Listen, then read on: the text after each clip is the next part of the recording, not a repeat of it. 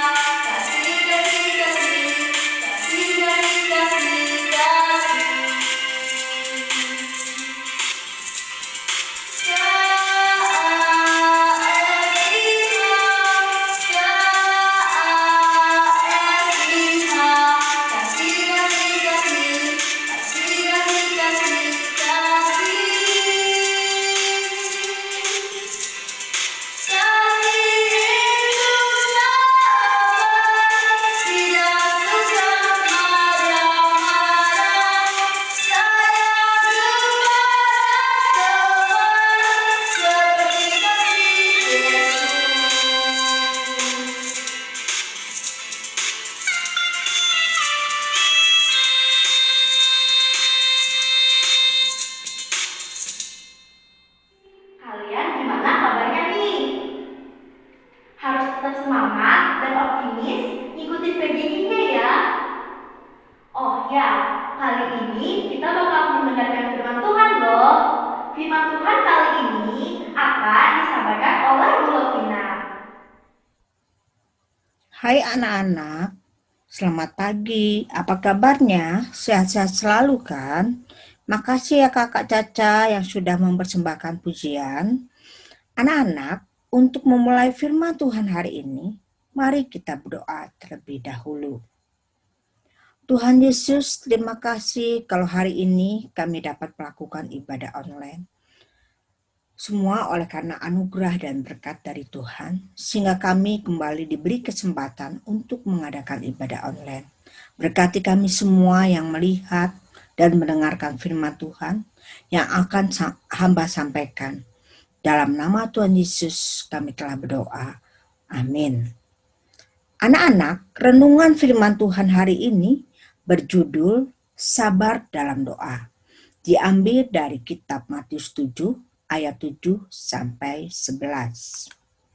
Apakah anak-anak suka berdoa? Seminggu sekali kah? Atau setiap hari?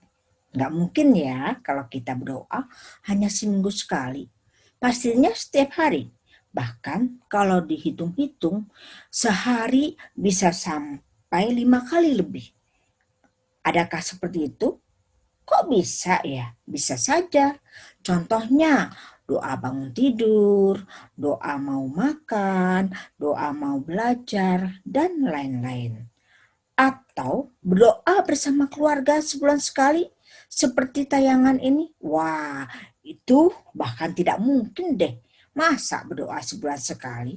Apalagi saat pandemi ini yang sudah setahun kita alami.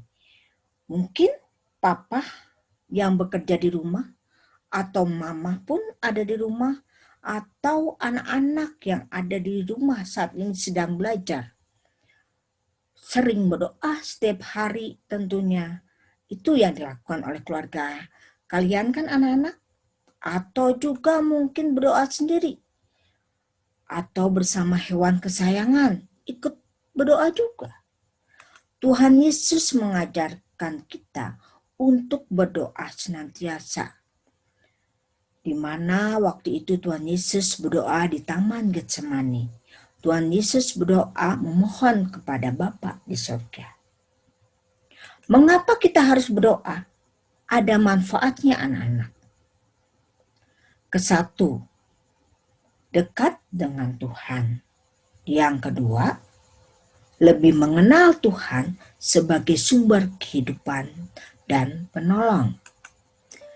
Di dalam kitab Matius 7 ayat 7 sampai 8, di situ ada 3 kata kunci. Yang pertama adalah mintalah, maka akan diberikan kepadamu. Kedua, carilah, maka kamu akan mendapat. Ketiga, ketoklah, maka pintu akan dibukakan bagimu. Karena setiap orang yang meminta, menerima. Dan setiap orang yang mencari, mendapat. Dan setiap orang yang mengetok, baginya pintu dibukakan. Hari ini ibu akan bercerita tentang sebuah kesaksian. Waktu itu ada seorang ibu yang bernama Bu Sali yang berada di rumah sakit. Ia terlihat sangat sedih sekali. Ia mendatangi dokter yang baru keluar dari ruang operasi. Dia bertanya, "Bagaimana keadaan anak saya, Dok?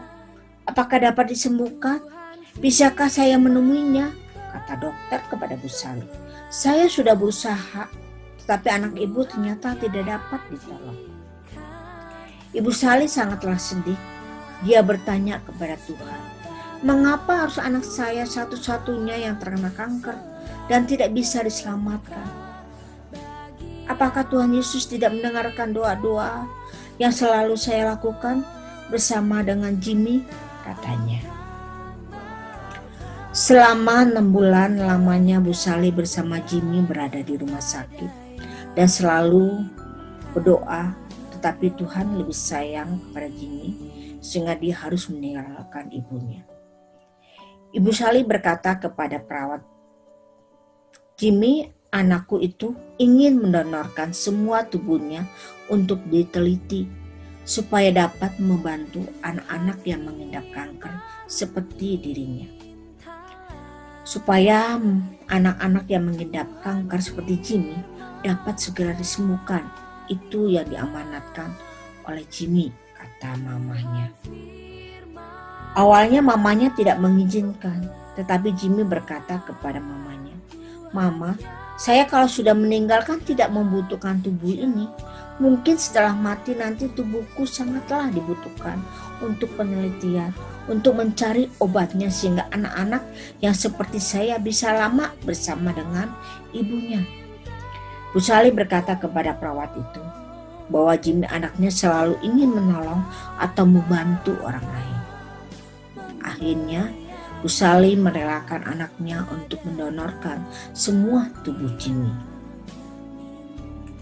Perjalanan pulang dari rumah sakit menuju rumahnya sangat sulit baginya. Karena masuk rumahnya yang kosong dan sepi, tidak adanya Jimmy anaknya yang telah tiada. Sampai di rumah, Ibu Sali menyimpan barang-barang Jimmy yang dibawanya dari rumah sakit. Dibaringkannya badannya Bu Sali di tempat tidur di kamar Jimmy. Karena kelelahan dan kecapean, Bu Sali menangis dan tertidur. Tengah malam, Bu Sali terbangun dan kaget dia menemukan sebuah surat di bawah bantal Jimmy. Bu Sali membaca surat itu. "Mama, jangan sedih lagi ya, karena sekarang Jimmy sudah berada di pangkuan Bapa di surga dan tidak merasakan sakit lagi. Penyakit kankerku sudah hilang. Mama jangan berkata lagi, 'Di mana Tuhan? Kok tidak dijawab doa-doa Mama?' Sebetulnya Tuhan sudah menjawabnya. Karena saya sudah tidak merasa kesakitan lagi. Dan Tuhan Yesus pun sebetulnya tidak tahan dengan rasa sakit kanker Jimmy. Itu sebabnya mengapa sekarang saya berada dengan Bapa di surga. Bagaimana, Ma? Salam dari Tuhan Yesus dan aku, Jimmy.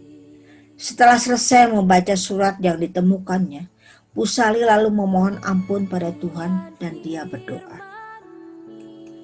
Anak-anak, setiap doa yang kita panjatkan kepada Tuhan bukan harus doa yang seketika itu dijawab, tetapi kita harus sabar menunggu jawaban yang kita doakan. Karena kesabaran adalah ujian iman atau kepercayaan anak-anak untuk tetap mempercayai Tuhan Yesus dalam menunggu jawaban doa. Kesabaran juga adalah ujian ketenangan hati dalam menanti doa. Dengan sikap takut, hormat, dan penuh kerendahan hati, nyatakan doa kita dalam suatu permohonan yang bisa mengetok hati Tuhan. Terlebih saat ini, apakah kita harus senantiasa berdoa supaya pandemi yang sudah setahun ini cepat berlalu? Apakah anak-anak mau selalu berdoa dan sabar menunggu jawaban doa dari Tuhan? Tuhan tidak melihat seberapa fasih kita berdoa. Dia lebih tertarik dengan hati kita. Kesabaran bukan hanya kemampuan untuk menunggu, melainkan bagaimana kita bersikap saat kita menunggu. Kita akhiri renungan hari ini. Biarlah renungan hari ini menjadi kekuatan bagi kita semuanya. Mari kita berdoa, anak-anak. Tuhan Yesus, terima kasih atas renungan hari ini. Ajar kami sebagai anak-anak Tuhan sabar menanti jawaban doa dari Tuhan, dan kami akan selalu bersehati sebagai siswa SDK THI untuk mendoakan bangsa dan negara kami, dan untuk guru-guru kami yang selalu setia mengajarkan kami. Terima kasih Tuhan Yesus atas berkat-Mu hari ini. Dalam nama Tuhan Yesus, amin. Sampai jumpa anak-anak, Tuhan Yesus memberkati.